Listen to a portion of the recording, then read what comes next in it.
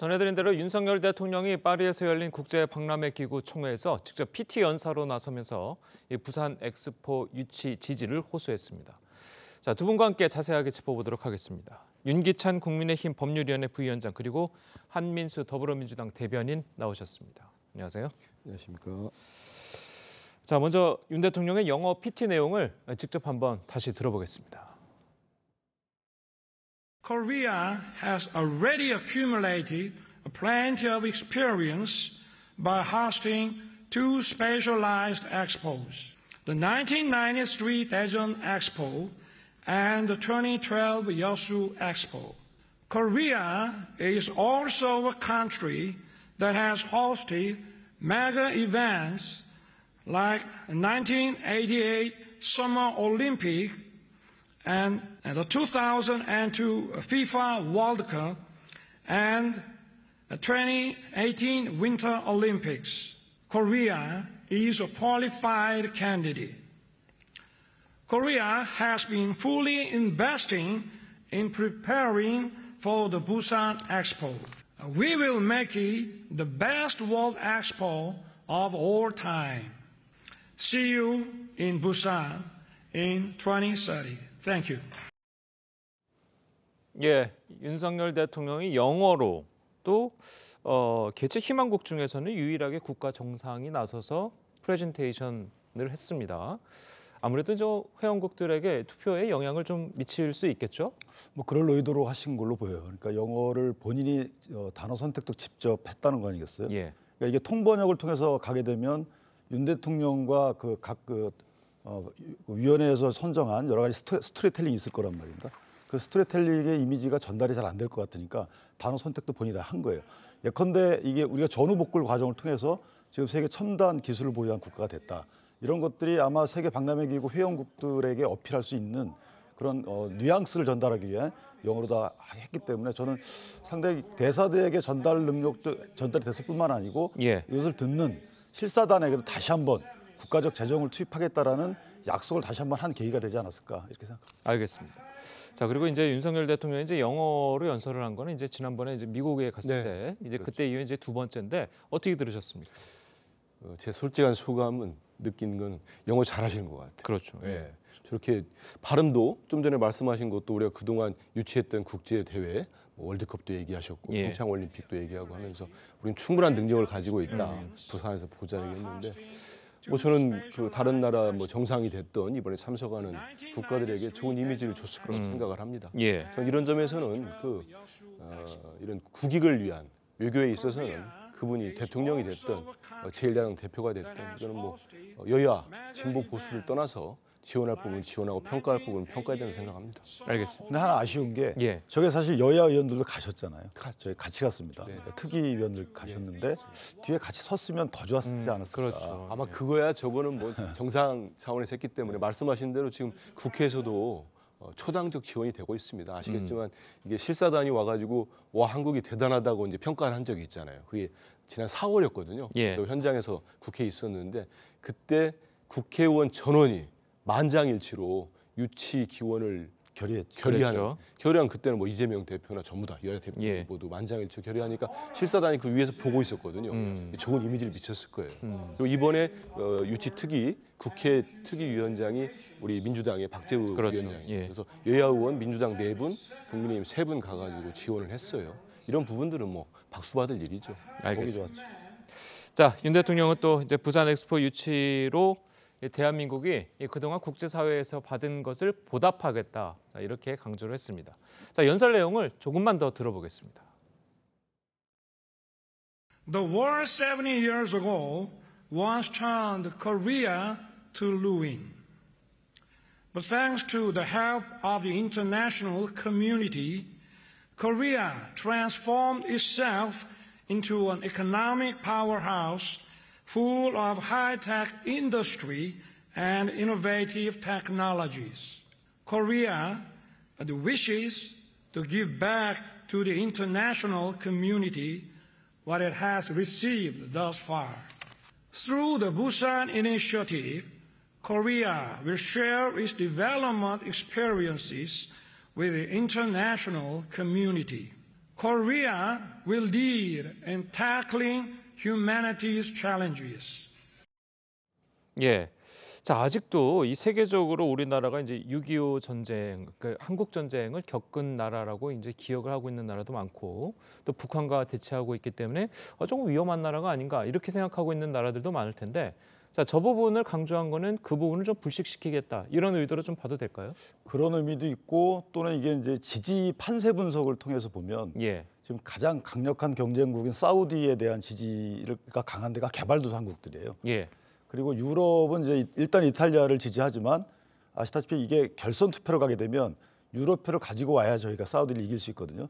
그러면 이제 전쟁이란 그때 당시 테마를 보면 전쟁에서 복구한 나라, 그러니까 개발도상국 입장에서 보면 모범적인 나라가 됩니다. 따라가고 싶은 나라, 당신들을 보답하겠다, 연대하겠다 이런 어떤 미래상을 던져준 거고요. 그다음 유엔 참전국들이 대부분 또 유럽에 많이 있습니다. 그렇죠. 따라서 당신들 도움으로 우리가 컸기 때문에 이런 어떤 연대감을 주는 거죠. 그래서 저는 지지 판세 분석을 통한 어찌 보면 표적해서 호소다. 그러니까 상당히 스토리에 다 입혀서 자연스럽게 우리가 그 지지 호소를 했지만 따지고 보면 유럽과 개발도상국을 향한 지지 호소이기 때문에 고민을 많이 하셨을 것 같다. 그런 생각합니다. 알겠습니다. 자, 그리고 이제 우리나라의 프레젠테이션에서는 이 가수 싸이 씨가 연설 무대에 올랐고 이 걸그룹 에스파의 카리나는 영상으로 또 등장을 했습니다. K-팝 스타들의 프레젠테이션 화면으로 보시겠습니다. For your future, for our future. You are the future of our planet, so you can be the judge of all these ideas and tell us which ones will work and give us a new and different future. At the World Expo 2030 Busan, we will showcase a transformative power of our culture and technology. We will demonstrate our commitment to global cooperation and innovation. In case for someone who's having a hard time recognizing me, let me wear this before I finish.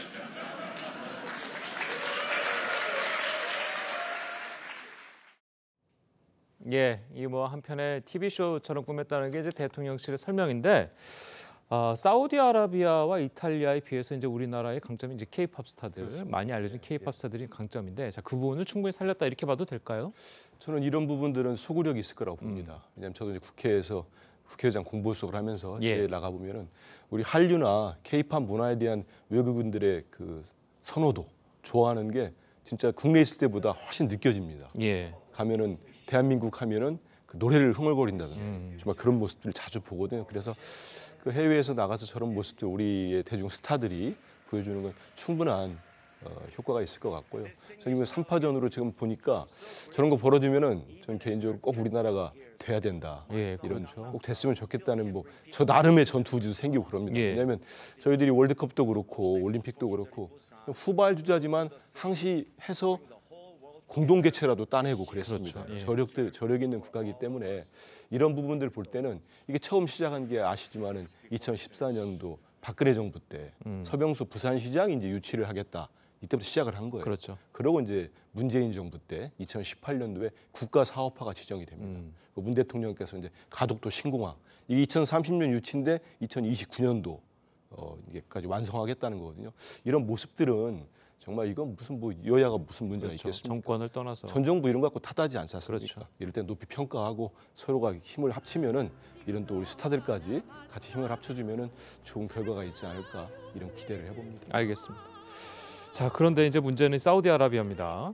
그 사우디아라비아가 이제 굉장한 오일머니를 소유한 국가이기 때문에 이 경제적인 측면에서 우리나라가 상당히 좀 뒤처질 수도 있다. 다른 개발도상국가, 뭐 유럽이나 뭐 선진국들을 제외하고는 다른 개발도상국가는 사우디아라비아의 오일머니에 혹할 수가 있다. 자, 이런 지적들이 좀 있거든요. 그러니까 사실은 지금 판세 분석은 약간 뒤처져 있다라는 평이죠. 그리고 사우디아라비아가 먼저 또 뛰어들었어요, 유치 전에. 그리고 이제 사우디아라비아는 빈살만 왕세자의 또 개인적인 어떤 지위 변화하고도 연관돼 있거든요. 예. 그러니까 본인이 그러니까 중동의 새로운 강자로 부상하려는 그런 야심찬 계획이 있기 때문에 그 와중에 저게 이제 유치전에 뛰어든 겁니다. 그런데 사우디의 단점은 뭐냐면 문화가 좀 약합니다. 그리고 이게 이제 세계 박람회 기구 이 BIE라는 게 사실은 이제 문화 행사 측면도 없지 않아 있습니다. 따라서 문화가 강한 우리나라가 그런 문화 어필을 한 것 같고 문제는 이제 사우디는 1차에서 결선 투표 없이 아마 그 개체제로 확정되고자 할 것이고 우리나라는 1차 시스템 좋고 안 되더라도 결선 투표 가서 유럽표를 얻어오기를 원하는 거기 때문에 저는 개인적으로 좀 여야 구별 없이 뛰고 있고 또 재계도 뛰고 있고 대통령도 가서 열심히 영어 연설을 통해 뛰고 있기 때문에 최소한 결선 투표 올라가서 이변을 일으킬 수 있는 여지가 없지 않아 있다. 문제는 이제 아시아의 전폭적인 그렇죠. 지원이죠. 그래서 예. 지금 유럽 가서 뛰고 있지만 아시아에 대한 여러 가지 개최를 위한 노력도 하고 있을 거로 보이고요. 그것이 만약 효과가 된다면 저는 이변이 일어날 가능성이 크다. 저는 그렇게 생각합니다. 알겠습니다. 예, 저희는 또 다음 소식도 짚어보도록 하겠습니다. 자, 수능에서 이른바 킬러 문항 출제를 배제하겠다는 정부의 방침을 놓고 이 후폭풍이 만만치 않습니다. 관련 이야기 먼저 듣고 오시겠습니다. 대통령의 말 한마디에 대입 수능이 대혼란에 빠졌습니다. 만 5살 초등학교 입학 논란에 이어서 최악의 교육 참사라고 불릴만 합니다. 교육 과정에 없는 킬러 문항 배제는 지난 대선 당시 이재명 대표의 공약이었고 민주당도 사교육 건전하고 공교육에 대한 신뢰를 높이기 위한 개혁의 시급함을 잘 알고 있을 것입니다. 수능 시험에 사교육 의존도가 높은 초고난도 문항 출제를 없애겠습니다. 수능 문항을 고교, 교육과정 범위에서 출제할 수 있도록 출제와 검토 과정에 교사 참여의 폭을 확대하고 예, 자 들으신 것처럼 이재명 대표의 대선 공약 중에 하나가 이 사교육 의존도가 높은 수능 초고난도 문항 출제 금지였습니다. 자 그런데 민주당은 지금 그 돌아가는 상황이 마땅치 않다. 좀 이렇게 보고 계시는 건가요?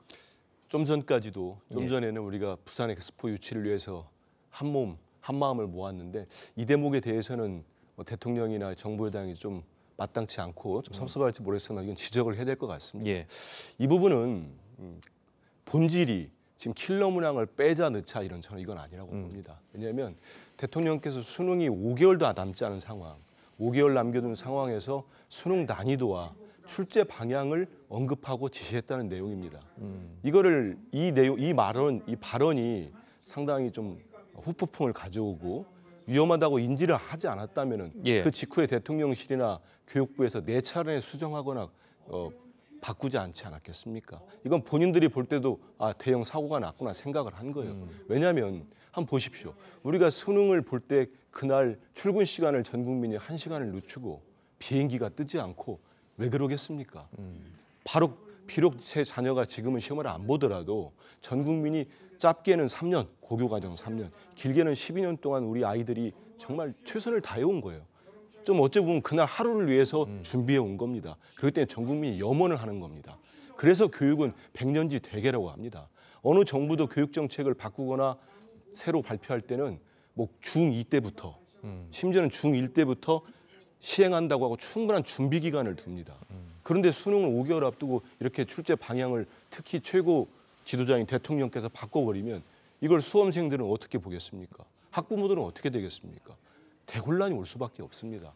그러고 지금 사안이 심각해지니까 이른바 킬러 문항이라는 그 어려운 문제죠. 이 부분으로 돌려가지고 논점을 흐리고 야당 대표도 내지 않았냐.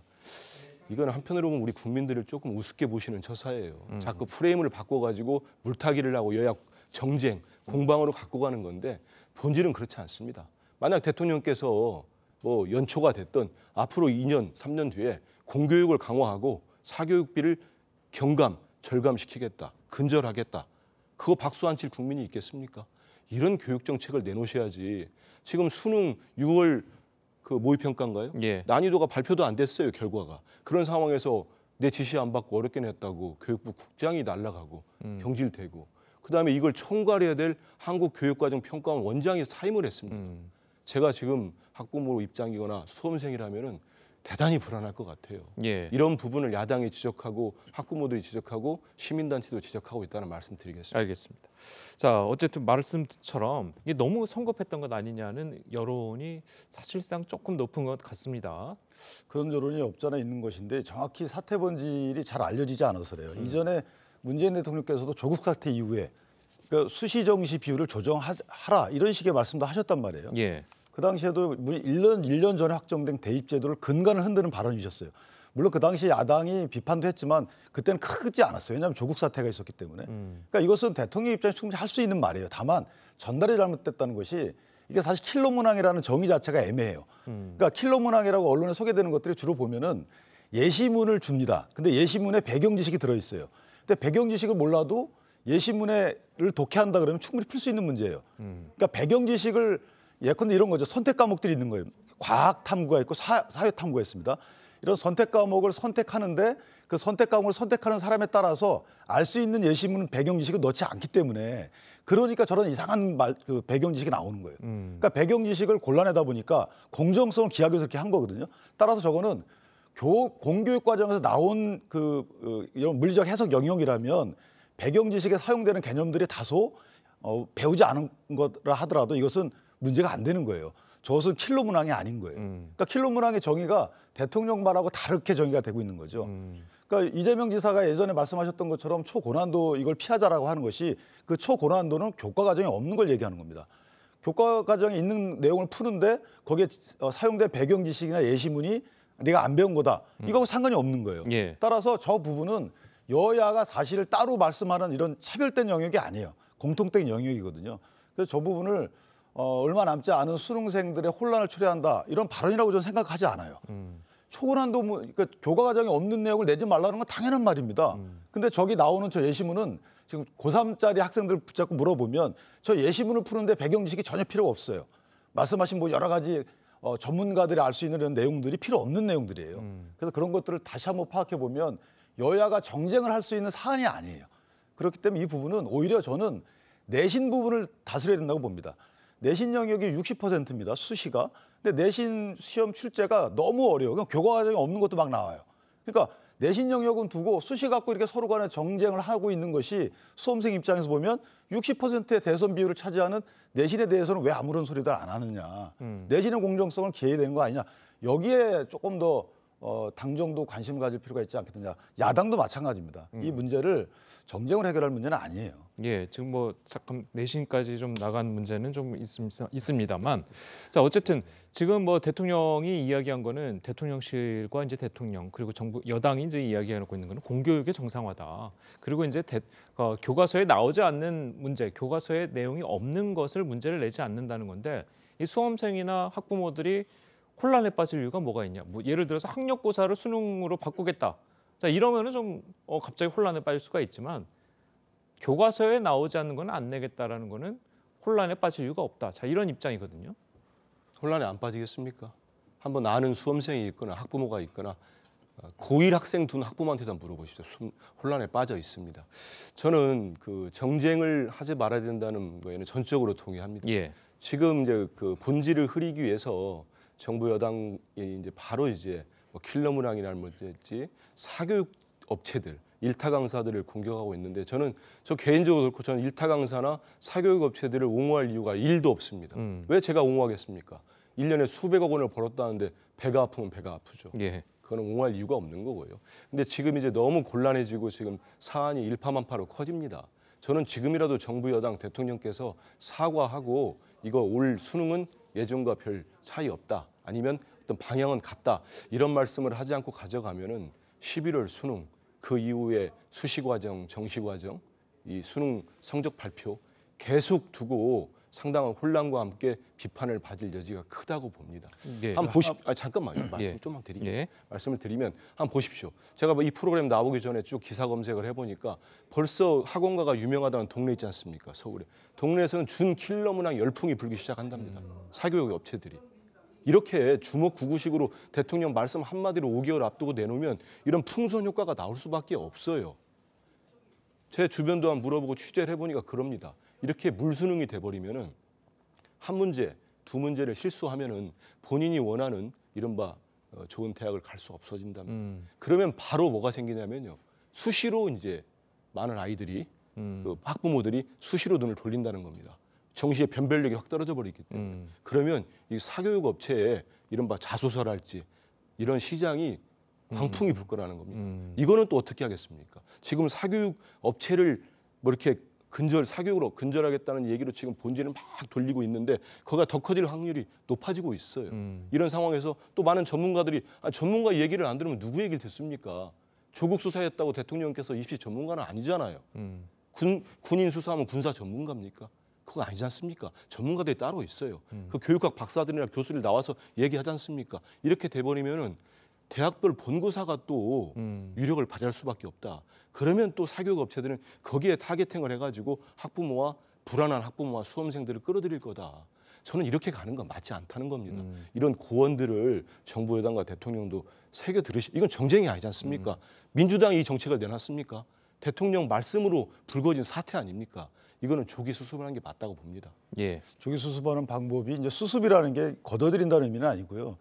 대통령의 한 말의 취지를 설명을 잘 하면 되는 거죠. 지금 말씀하신 것처럼 이전에 문재인 대통령께서도 정시 수시의 비율 조정이라는 아주 극단적인 어떻게 보면 대입 구조를 흔드는 문제를 제기하셨어요. 그때도 국민들은 크게 뭐라고 안 했단 말이죠.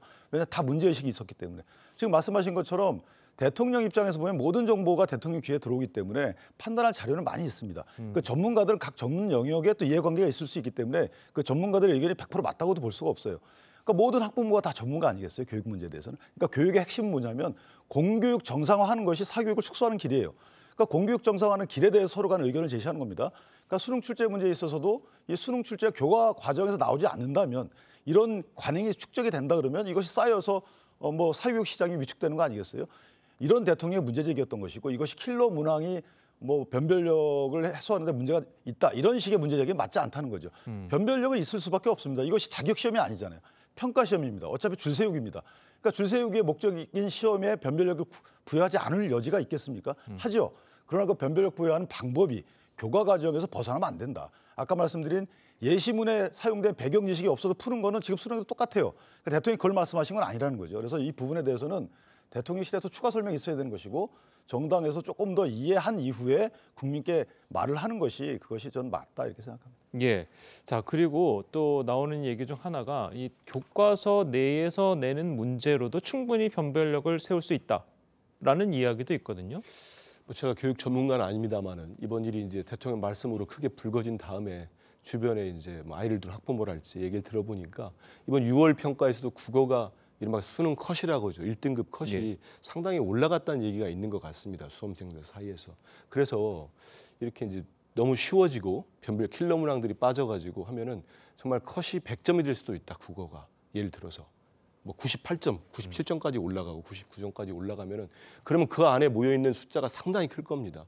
그러면 그 학생들은 그 수능만 가지고는 자기가 원하는 대학에서 변별력이 사라져 버리는 겁니다. 그러면 다른 걸 찾게 될 거예요. 예. 그리고 평소에는 아주 잘 보던 친구가 그날 컨디션에 따라서 아니면 지금부터 불안해하다가 한 문제, 두 문제 실수하게 되면은 정말 12년을 준비하고 3년 이상 준비했던 거가 물거품이 되는 상황도 올 수 있습니다. 예. 지금 우리가 여기서 이렇게 얘기하고 있습니다만 실제 현장에서 학부모나 학생들이 느끼는 불안감이랄지 이런 것들은 상당히 크다고 듣고 있습니다. 그럴 때는 아니 교육 정책이 정쟁으로 가거나 여야 간의 대립 문제로 갈 문제는 절대 아닙니다. 이거는 먼저 얘기를 꺼내가 이런 대혼선을 가져온 쪽에서 빨리 수습하는 게 맞아요. 이거를 계속 이른바 본질을 흐리고 있는 말씀들을 많이 하지 않습니까? 아니 여기에서 전 정부 탓을 합니다. 그리고 이재명 후보도 그때 그때 이재명 후보가 내온 좀 전에 봤습니다만 거의 교육 전문가들이 내온 공약의 핵심은 대통령도 그때 후보 때 마찬가지고 공교육을 더욱더 내실화, 정상화시키겠다. 사교육을 축소시키고 사교육비를 근절하겠다. 거기에 다 방점들이 있는 거예요. 예. 이렇게 불쑥 5개월도 안 남은 상황에서 수능 난이도 조정해라. 수능 출제 방향 그거를 교육부 장관이 말씀을 하신 거 아닙니까? 그때 혼선이 된 거 아닙니까? 이 부분은 지금 자꾸 다른 쪽으로 본질 돌려가지고 무슨 감사하고 총리실이 지금 또 교육부 감사한다는 거 아닙니까? 그러다 보면 또 압수수색 나올 거예요. 근데 그렇게 해서 할 문제는 아니다. 이건 우리 아이들의 미래가 걸린 문제다. 이런 말씀을 꼭 드리고 싶습니다. 근데 제가 한 가지 분명히 해야 예. 공교육 정상화에 대해서는 여야가 지금 다툼이 없어요. 그럼 공교육 정상화가 공교육 정상화 되라 이렇게 주문이면 되는 게 아니잖아요. 그 방법이 여러 가지가 있는 겁니다. 그 중에 예. 하나가 수능에서 교과 과정에서 없는 문제가 안 나오게끔 하는 것 중에 하나예요. 그 말씀을 대통령이 하신 거예요. 그것만 갖고 공교육이 정상화되지는 않겠지만 그런 것들이 쌓여서 공교육이 정상화되는 방법을 강구해보자라는 문제 제기이기 때문에 이것은 저는 비판의 대상이 아닌 거고 오히려 저는 민주당 입장에서 보면 그것 플러스해서 이런 방법들이 있으니까 이런 방법들도 교육 정책에 반영해달라 이렇게 말씀해 주시면 오히려 더 저는 칭찬을 받을 만한 일이 아닌가. 저희가 대선 때 내는 공약도 있고 준비를 많이 하고 있습니다. 예. 정책도 있고 하는데 말씀하신 대로 그거는 그 수년을 걸쳐서든지 최소한 2년, 3년을 걸쳐서 잘 다듬어진 정책이 나와서 수험생이나 학부모들이 아 이거는 중2학년 때부터 지금의 중2 학생들이 수능을 볼 때쯤 적용되겠구나. 아니면 적어도 고1 학생들이 적용이 되겠구나. 준비할 시간을 줘야 되는 겁니다. 말씀하신 대로 대통령의 말씀에 위험하고 지금 대혼란을 가져온 건 맞지 않습니까? 그 자체를 인정 안 하면 안 되는 거 아시지 않습니까? 그거는 지금 수능이 바로 코앞에 왔어요. 그러면 학생들과 이 많은 준비를 해온 수험생들은 어떻게 하는 겁니까? 학부모들은. 이 얘기를 말씀드리는 겁니다. 그러니까 많은 정책 중에 대통령 말씀하는 정책의 방향도 있을 수 있습니다. 킬러 문항 이거 뭐 진짜 안 배웠는데 위험하다 이런 지적이 있을 수 있어요. 예. 그거는 정말로 연초에 앞으로 2, 3년 과정을 거쳐서 내가 퇴임할 때까지는 이거를 킬러 문항을 삭제하면서 이렇게 만들겠다. 이렇게 가져가야지 시험이 바로 와 있는데 지금 빼고 그거를 자기 말 안 듣는다고 교육부 국장을 경질시키고 평가원장이 지금 사임하면은 앞으로 이 과정들을 어떻게 하겠다는 겁니까? 이런 부분들을 지적하는 거니까 빨리 수습책을 마련하고 정상화시켜달라 이런 말씀드리는 겁니다. 근데 제가 한 가지 민주당에서 만약에 이번에 이재명 대표께서 대통령이 한 그 킬러 문항 배제의 말은 제가 했던 이런 말인 걸로 이해하겠다. 이렇게 해서 지금 사실 민주당이 어떻게 보면 다른 그 본인이 어떻게 이해했는지 모르겠지만요. 그런 말씀들을 계속 해나가니까 이 혼란이 가중돼 가는 것 같고요. 이전에 제가 거듭 말씀드리지만 그 당시에도 유은혜 부총리께서 다른 말씀을 하시다 대통령 지시를 받고 말씀을 바꿨단 말이에요. 그건 어쩔 수 없는 거고 또 하나는 대통령이 지금 40대 대통령인가요? 10몇 대 대통령이죠. 교육부 장관은 대통령 임기 중에 몇 번이 갈려요. 그런 식으로 온갖 교육 부모들의 요구가 있으면 교육 정책이 바뀌는 게 다반사고요. 말씀하신 것처럼 이 문항 자체의 어떤 출제 기조를 말씀하시는 게 어떻게 교육 정책이 변화라고 이해를 하시는지 저는 그게 이해가 안 돼요. 아니, 그 예컨대 뭐 문화 기조를 문화 과목을 추가하라든가 또는 뭐 정시 비율을 확대하라든가 내신 비율을 어떤 식으로 해서 학종의 비교과 과정을 더 반영하라든가 이런 것들이 문제가 있는 것이지 그 출제 경향에 대해서 말씀을 대통령께서 한마디 하셨다고 반응이 너무 격한 것 같다는 생각이 저는 그게 더 위험하다고 봅니다. 예, 알겠습니다. 저희가 이제 시간이 다 돼서요. 이 두 분 말씀은 여기까지 듣겠습니다. 잘 들었습니다. 고맙습니다. 감사합니다.